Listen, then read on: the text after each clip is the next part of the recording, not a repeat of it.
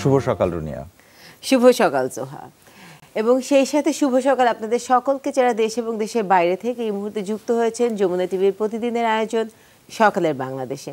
আমি রুনিয়া আছি এবং আমি আছি শামসুজ্জোহা। আমাদের অতিথি আছেন, তার কাছে চলে যাচ্ছি আমরা। দর্শক, প্রণব কান্তি দেব তিনি আমাদের সাথে যুক্ত আছেন, শিক্ষাবিদ। প্রণব কান্তি দেব, আপনাকে আরেকবার স্বাগত জানাচ্ছি। আপনি দেখছিলেন যে দেশের বিভিন্ন জায়গায়, সিরাজগঞ্জ, বগুড়ায় আমরা যুক্ত হলাম। সারা দেশে এই প্রস্তুতিটা চলছে, আগামীকালকে বই পৌঁছে দেওয়া হবে। তো আমার যেটা মনে পড়ে, আমাদের ছাত্র জীবনের অভিজ্ঞতা কিন্তু পাইনি, অনুমান করতে পারি আপনিও সেই সময়টায় সম্ভব হয়নি যে আমাদের নতুন বই বছরের প্রথম দিন আমাদের কাছে পৌঁছে যাবে। এটি নিশ্চয়ই ইতিবাচক, বিশেষ করে এই বছরে শিক্ষকদের প্রতি, যারা বিচ্ছিন্ন ছিলেন ছাত্রছাত্রীদের কাছ থেকে, কিন্তু অভিভাবকরা কাছাকাছি ছিলেন, তাদের প্রতি আপনার বক্তব্যটা কি হবে?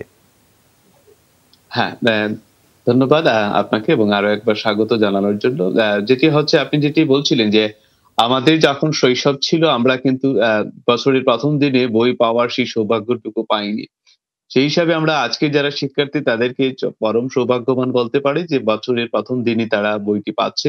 এবং একটু আগে আমরা যেমনটি দেখছিলাম যে নানান উদ্যোগ কিন্তু চলছে শিক্ষার্থীদের হাতে বই পৌঁছে দেওয়ার জন্য, এবং কোথাও কোথাও শিক্ষকরা বলছেন যে তারা শিক্ষার্থীদের বাড়িতেও বই পৌঁছে দেবেন।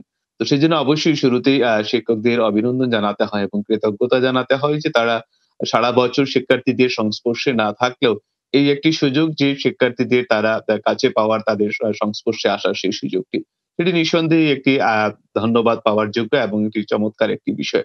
এবং আরেকটি জিনিস যেটি আপনি বলছিলেন যে শিক্ষার্থীরা যেহেতু বছরের প্রথমেই বইটি তারা পাচ্ছে এবং যেহেতু তারা স্বাস্থ্যবিধি মেনেই নিজেদের বাড়িতে অনেকে হয়তো বইটি পাচ্ছে, সুতরাং এটাও তাদের জন্য একটি ভালো সুযোগ। এবং আমার মনে হয় এটি, এই যে আমরা বলছি বারবার যে বাংলাদেশ এগিয়ে যাচ্ছে, আমাদের নানান দিক দিয়ে উৎকর্ষতা সাধন হচ্ছে, বছরের প্রথম দিন শিক্ষার্থীদের হাতে বইটি পৌঁছে দেওয়া, এটাও কিন্তু আমাদের অগ্রগতির একটি চমৎকার অবশ্যই এটি অগ্রগতি এবং এটি সুখের বিষয় যে প্রথম দিন বই পৌঁছে যাচ্ছে। কিন্তু বই পৌঁছে যাওয়ায় প্রণব কান্তি দেব শেষ কথা না, এরপরে আসলে একটা পরিচর্যা দরকার। সেক্ষেত্রে এই বছরটি আলাদা এবং নতুন বছরের পদার্পণের সঙ্গে সঙ্গে সবাই স্কুলে যাচ্ছে না। সেক্ষেত্রে এই বইটি তাদের কাছে আসলে শুধু বই হিসেবেই থাকবে, নাকি অভিভাবকদের আসলে আরো ক্লোজলি একটা ইন্টারাকশন দরকার ছাত্রছাত্রীদের সাথে, বা তাদের বাবা মা বা অভিভাবক যিনি থাকেন বাসায়, তাদের প্রতি নিশ্চয়ই কর্তব্য, তাদের কর্তব্যটা বেড়ে যাবে। সেক্ষেত্রে তাদের পরামর্শ কি তাদের প্রতি?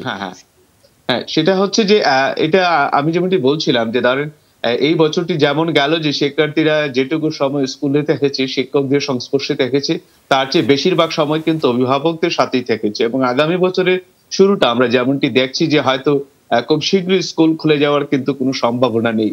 সেক্ষেত্রে আমাদের অভিভাবকদের কিন্তু গুরুত্বপূর্ণ ভূমিকা নিতে হবে। যে আপনি যেটি বলছিলেন যে বই যেন শুধুমাত্র একটি কাগজের বান্ডেল হিসেবে তাদের কাছে না থাকে, এবং যে পড়াশোনার বিষয়ে, তাদের পরিচর্যার বিষয়ে, সেক্ষেত্রে কিন্তু অভিভাবকদের অত্যন্ত গুরুত্বপূর্ণ একটি ভূমিকা পালন করতে হবে যে শিক্ষার্থীরা যাতে এই সময়ের সৎ ব্যবহার করে এবং গড়ে থাকার যে সময়টুকু শিক্ষার্থীদের আছে সেটি যেন ফলপ্রসূ হয়, সেই ব্যাপারে কিন্তু অভিভাবকদের এবং শিক্ষকদের একটি সমন্বয় দরকার।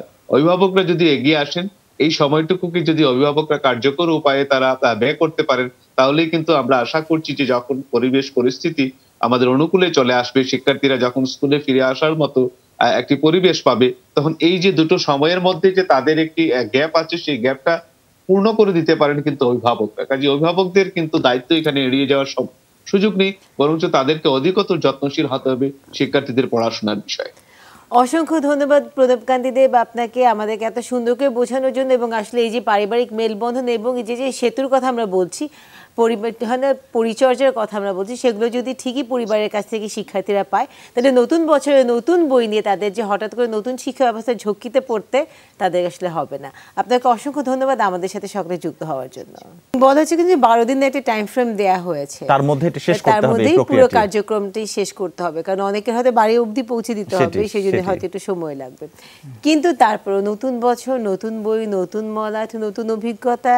কিন্তু পরিস্থিতি এখন এই বছরটা যেরকম, সেই অনুযায়ী আসলে সবাইকে সাবধান থাকতে হবে এবং সচেতন থাকতে হবে, সেটি খুবই জরুরি। সচেতনতার আসলে এই মুহূর্তে আর কোনো বিকল্প নেই। এবং আমরা নতুন ধরেন, আমরা যেটা নতুন ভাইরাসটারও কথা বলছি, B117 কে নিয়ে আমরা কথা বলছি, আমরা সেকেন্ড ওয়েভের কথা বলছি, কিন্তু তারপরেও সচেতন থাকতেই হবে এবং সব নেগেটিভ কথা ভুলে গিয়ে শুধু পজিটিভিটির দিকে তাকানো দরকার। কারণ সামনে নতুন বছর, নতুন বছর আমরা এই বছরটাকে পার করে দিয়েছি সাকসেসফুল ভাবে, তো সামনের বছরে সেটা করা সম্ভব হবে নিশ্চয়ই। দর্শক আপনারা সবাই আজকের সকালের বাংলাদেশ থেকে আমরা শেষ করছি, বিদায় নিচ্ছি। আগামী কাল একটি নতুন বছরের নতুন সকালের নতুন অনুষ্ঠানের মধ্য দিয়ে আমরা আবারও ফিরে আসবো। আপনারা সবাই ভালো থাকবেন, আজকের সারা দিন ভালো কাটুক। শুভ সকাল। শুভ সকাল।